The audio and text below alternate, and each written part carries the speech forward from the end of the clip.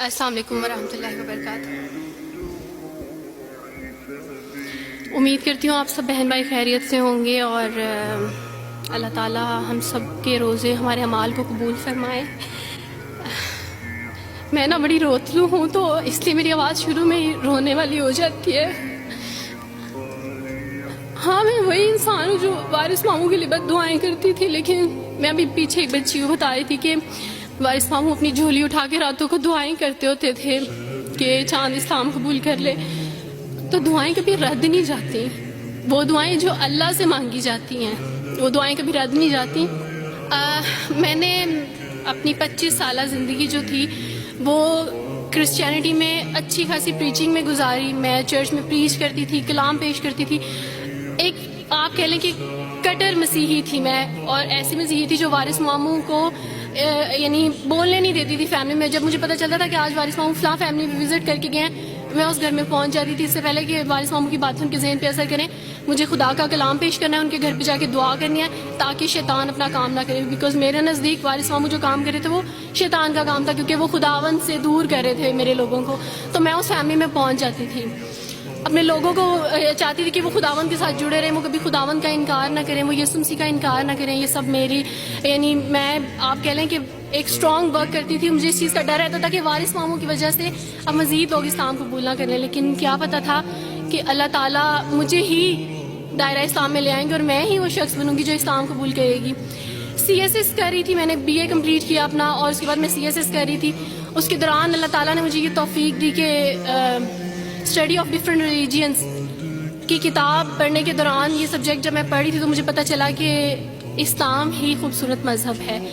اچھا آپ یقین جانیں وارث ماموں رمضان میں قرآن پاک ڈسٹریبیوٹ کرتے تھے اور راشن دیتے تھے، تو میرے بھائی کے ایک جہاں ڈیوٹی کرتے ہیں وہاں ایک انکل تھے، گارڈ تھے، ان کے لیے قرآن پاک لے کے ان سے رکھا ہوا تھا اور راشن بھی لے کے رکھا ہوا تھا، اور میں اس قرآن پاک کو نا چھپا کے اپنی سیف میں رکھتی تھی اور ڈرتی تھی کہ کسی دن میں اس کو کھول نہ لوں۔ اکثر ایک دو دفعہ پکڑا کہ کھول کے دیکھوں تو صحیح، کوئی نہ کوئی غلطی تو ہوگی نا اس قرآن میں بھی، یہ تو بڑی باتیں کرتے ہیں بائبل کے بارے میں، کچھ نہ کچھ تو ہوگا۔ لیکن اب یقین جانے ایک ڈر تھا کہ جس دن میں اس قرآن کو پڑھا میں اس قرآن کو اپنا دل دے بیٹھوں گی، اور وہی ہوا کہ جب میں نے قرآن پڑھا تو میں اس پر ایمان لائے بغیر نہیں رہ سکی۔ ایک رات وارث ماموں کو کال کی اور ان سے کہا کہ 2 بجے کا لگ بھگ ٹائم تھا، اور ان سے کہا کہ وارث ماموں مجھے آپ سے ضروری بات کرنی ہے۔ تو انہوں نے کہا کہ کیا بات ہے بیٹی، کوئی زندگی موت کی بات ہے؟ تو میں نے کہا کہ ایسے ہی سمجھ لیں، میں رو رہی تھی۔ تو انہوں نے کہا کہ سب خیریت ہے؟ تو میں نے ان سے کہا کہ بس بغیر کچھ کہے آپ مجھے کلمہ پڑھا دیں وارث ماموں۔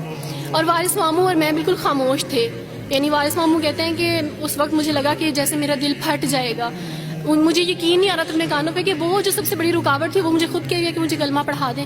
اور میں نے ان سے 5 منٹ کا یعنی اسپیس لی کال پہ، اور 5 منٹ میں نے دعا کی، لیکن اس کے بعد میں نے کہا کہ اگر میں حق پہ ہوں، سچ پہ ہوں، تو بس پھر خداوند اس کو ہو لینے دے۔ اور وہی ہوا، میں نے اسلام قبول کیا، اور سوچا تھا کہ CSS کمپلیٹ کرنے کے بعد فیملی میں اناؤنس کروں گی، لیکن اللہ تعالیٰ نے کچھ اور منصوبے بنائے ہوتے ہیں، انسان کے کچھ اور منصوبے ہوتے ہیں۔ آپ یقین جانے میری فیملی کو جلدی پتہ چل گیا۔ ایک رات میرے بابا نے وارث ماموں کو گھر بلایا اور ان سے کہا کہ ہم چاند کی شادی کرنا چاہتے ہیں، آپ اس سے پوچھ دیں کہ اگر کسی کو پسند کرتے ہو تو ہم اس کی شادی اس سے کر دیں، ہم جو ہے نا وہ اس کی مرضی کے خلاف نہیں جائیں گے۔ تو میں نے ان سے کہا کہ آپ ایسا نہیں کر پائیں گے۔ انہوں نے کہا کہ نہیں ہم کر سکتے ہیں۔ مجھے یہ تھا کہ مجھے پچھتاوا نہ رہے کہ میں نے شاید اس دن پاپا سے بات کرتی تو پاپا مان جاتے۔ تو میں نے ان سے کہا کہ پاپا میں ایک مسلمان مرد سے شادی کروں گی، آپ ایسا میرے لیے کر سکتے ہیں؟ اگر آپ کسی مسلمان سے میری شادی کریں گے تو ٹھیک ہے، میں شادی کرنے کے لیے تیار ہوں۔ میرے گھر میں ایک سناٹا چھا گیا، اور اس خاموشی کے بعد جو ہے یعنی سب فیملی والے رونے شروع ہو گئے۔ انہوں نے کہا کہ آپ اپنے مذہب میں واپس آ جاؤ، لیکن یہ ہے کہ میں دین اسلام قبول کر چکی تھی۔ آپ یقین جانیں جس طرح لوگ مختلف ہیں اسی طرح ان کے مسائل بھی مختلف ہیں۔ مجھے مینٹلی بے انتہا ٹارچر کیا گیا، مینٹلی مجھے یعنی اس چیز کا احساس دلوایا گیا کہ ماما پاپا روتے ہیں۔ میرے پاپا نے آپ یقین جانیں خود کو پھانسی لگانے کی کوشش کی میری آنکھوں کے سامنے، میری ماما نے خود پہ پیٹرول ڈال دیا اور خود کو جلانے کی کوشش کی میری آنکھوں کے سامنے، اور میں اپنے روم میں بیٹھی یہ کہتی تھی کہ اللہ اگر میں حق پہ ہوں نا تو میری فیملی کو کچھ نہیں ہونا چاہیے۔ پھر بہرحال مجھے میری فیملی سے نکال دیا گیا، یہ اس ڈر سے کہ میری وجہ سے دوسرے بہن بھائی بھی اس راہ پہ نہ چلے جائیں، اور وارث ماموں کو بلا کے مجھے گھر بھیج دیا گیا، ان کے گھر بھیج دیا گیا۔ جب میں گھر سے آ رہی تھی تو وارث ماموں نے کہا کہ بیٹی اگر آپ کا کوئی سامان ہے تو آپ لے لیں۔ تو میں نے ان سے کہا کہ اس گھر سے صرف ایک ہی چیز میرے ساتھ جا رہی ہے اور وہ ہے میرا نام جو ماما پاپا نے مجھے دیا تھا. میں چاند رات میں پیدا ہوئی تھی اس لیے انہوں نے میرا نام چندہ رکھا تھا. بس وہ نام لے کے آئی. آپ یقین کریں ہمیں کہا جاتا ہے جبرن اسلام قبول کیا جاتا ہے. اسلام قبول کرنے کے بعد وہ جبر کیا جاتا ہے کہ آپ سوچ بھی نہیں سکتے. آپ کو اپنے ماں باپ سے ہی ملنے نہیں دیا جاتا. آپ کو اپنے ہی چھوٹے بہن بھائیوں کے پاس بھی جانے دیا جاتا. آپ میں ہاسپٹل میں تھی ڈلیوری کے ٹائم. آپ یقین جانے میرے پاس کوئی بھی نہیں تھا جو مجھے بیڈ سے اٹھا کے بٹھا سکتا.